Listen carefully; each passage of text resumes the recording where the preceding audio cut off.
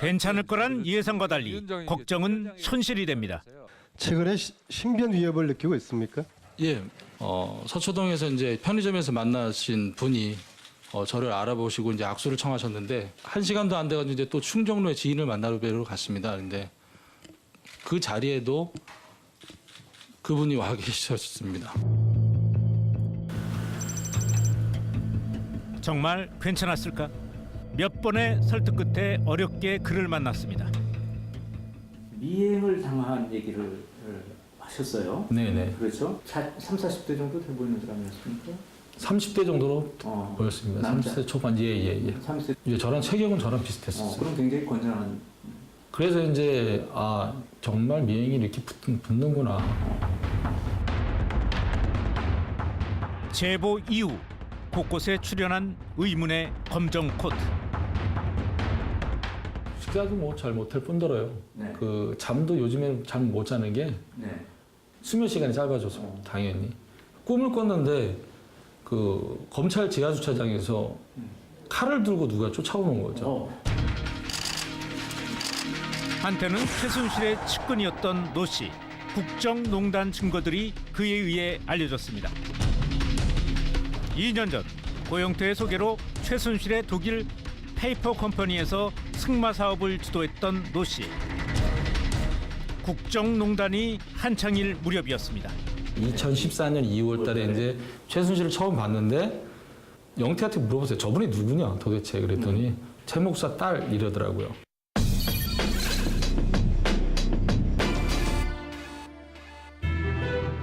그런데 그가 등을 돌리게 된 이유. 최 씨의 슈퍼 갑질 때문이었다고 합니다. 그런 다음에 노부장이 원하는 그 급여 체계를 못 맞춰주겠다.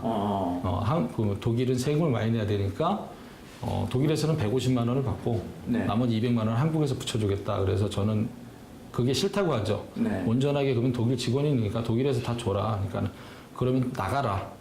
자료를 모아야 되기 때문에 나갈 수 없는 상황이었던 거죠. 농단의 증거를 모으기 시작할 무렵 눈밖에 난 노 씨. 해고 통보에도 버티는 노 씨에게 돌아온 건 최순실의 응징. 인터넷도 난방도 음식도 돈도 주지 않았다고 합니다. 먹을 수 있는 거라곤 간장과 밥. 배를 움켜잡고 버티며 모은 자료들을 갖고 귀국길에 오릅니다. 임금 체불에 항의하자 협박도 이어집니다. 그러면서 임금 체불에 대한 절반 수준을 주시더라고요. 네. 예, 그러면서 나한테 그러면은 안 된다. 나 무서운 사람이다. 그러다 죽는다. 이런 얘기를 이제 그때 당시에 했죠, 저한테.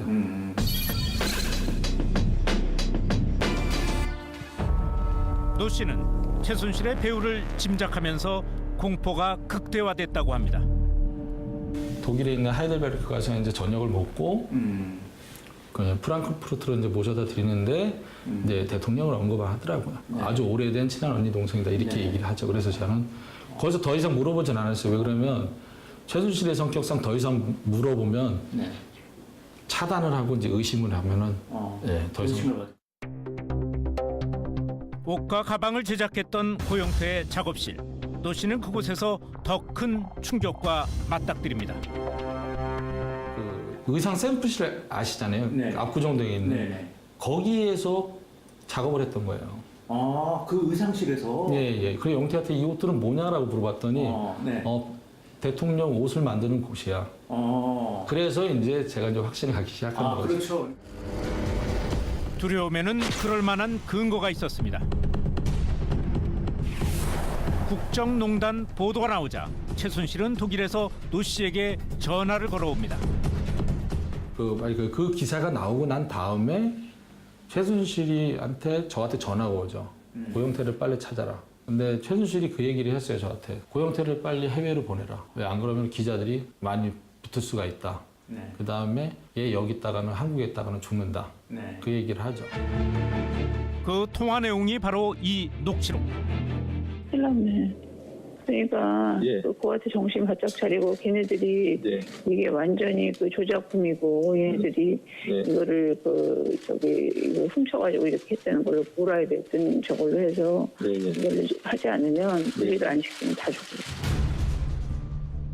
인터뷰 중 그는 저에게 공포의 실체를 밝혀줄 자료가 있다고 말했습니다. 하지만 자료 공개는 잠시 망설이는 노 씨. 자료나 이런 것들 네네. 사본이나 이런 거 갖고 계신 게 있으면 좀 예. 보여줄 수 있습니까? 결국 고심 끝에 공개한 공포의 실체. 정동구 전 이사장님이 조사를 받았던 부분이 담겨 있는 그 문건을 2페이지를 받아요. 네. 저희 그 김필승 이사님께서 네. 김필승 이사님께서 안종범 수석 행정관으로부터 네. 이걸 전달받았는데 네. 어떻게 하냐 이렇게 말씀하신 거죠. 네. 순간 귀를 의심했습니다. 문건의 출처는 청와대. 두려움을 갖게 하는 캐릭터라기보다도 그 자체는 두렵지는 않죠. 네.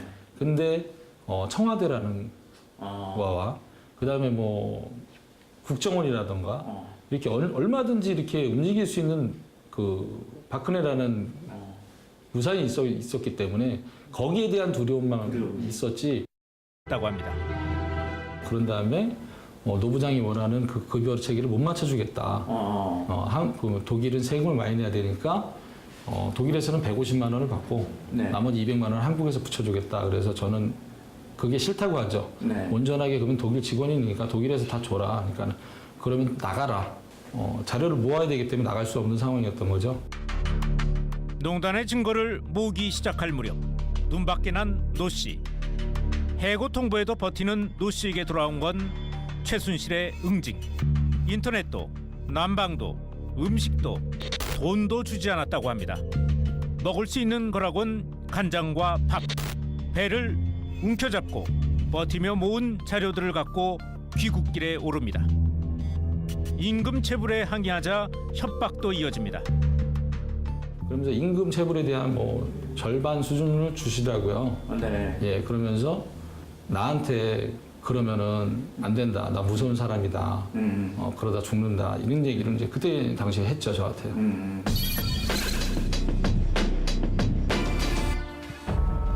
노 씨는 최순실의 배후를 짐작하면서 공포가 극대화됐다고 합니다.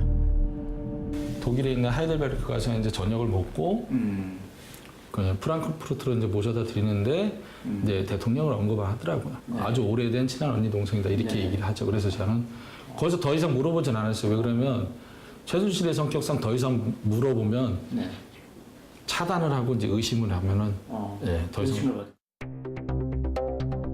옷과 가방을 제작했던 고영태의 작업실.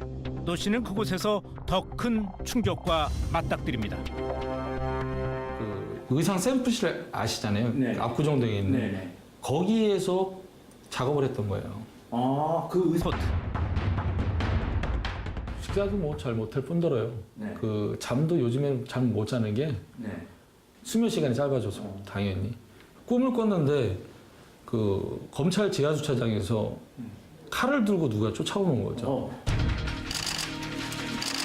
한때는 최순실의 측근이었던 노 씨. 국정농단 증거들이 그에 의해 알려졌습니다. 2년 전 고영태의 소개로 최순실의 독일 페이퍼 컴퍼니에서 승마 사업을 주도했던 노 씨. 국정농단이 한창일 무렵이었습니다.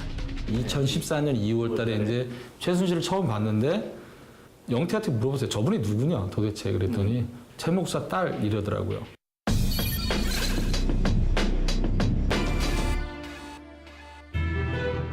그런데 그가 등을 돌리게 된 이유. 최 씨의 슈퍼 갑질 때문이었다. 상실에서 예. 그래 영태한테 이 옷들은 뭐냐라고 물어봤더니 네. 대통령 옷을 만드는 곳이야. 그래서 이제 제가 이제 확신을 갖기 시작한 거죠. 그렇죠. 두려움에는 그럴 만한 근거가 있었습니다. 국정농단 보도가 나오자 최순실은 독일에서 노 씨에게 전화를 걸어옵니다. 그 기사가 나오고 난 다음에 최순실이한테 저한테 전화가 오죠. 고영태를 빨리 찾아라. 근데 최순실이 그 얘기를 했어요, 저한테. 고영태를 빨리 해외로 보내라. 왜 안 그러면 기자들이 많이 붙을 수가 있다. 네. 그 다음에 얘 여기 있다가는 한국에 있다가는 죽는다. 네. 그 얘기를 하죠. 그 통화 내용이 바로 이 녹취록. 큰일 났네. 그러니까 그한테 정신 바짝 차리고 걔네들이 이게 완전히 그 조작품이고 얘네들이 이거를 이거 훔쳐가지고 이렇게 했다는 걸 몰아야 됐더니. 괜찮을 거란 예상과 달리 걱정은 현실이 됩니다. 최근에 신변 위협을 느끼고 있습니까? 예, 서초동에서 이제 편의점에서 만나신 분이 저를 알아보시고 이제 악수를 청하셨는데 1시간도 안 돼가지고 이제 또 충정로에 지인을 만나러 갔습니다. 근데 그 자리에도 그분이 와 계셨습니다. 정말 괜찮았을까? 몇 번의 설득 끝에 어렵게 그를 만났습니다. 미행을 당한 얘기를 하셨어요. 네네. 그렇죠? 30, 40대 정도 돼 보이는 사람이었습니까? 30대 정도로 어, 보였습니다. 남자. 30대 초반 예. 30대. 이제 저랑 체격은 저랑 비슷했었어요. 그럼 굉장히 건전한. 그래서 이제 정말 미행이 이렇게 붙는구나. 제보 이후 곳곳에 출연한 의문의 검정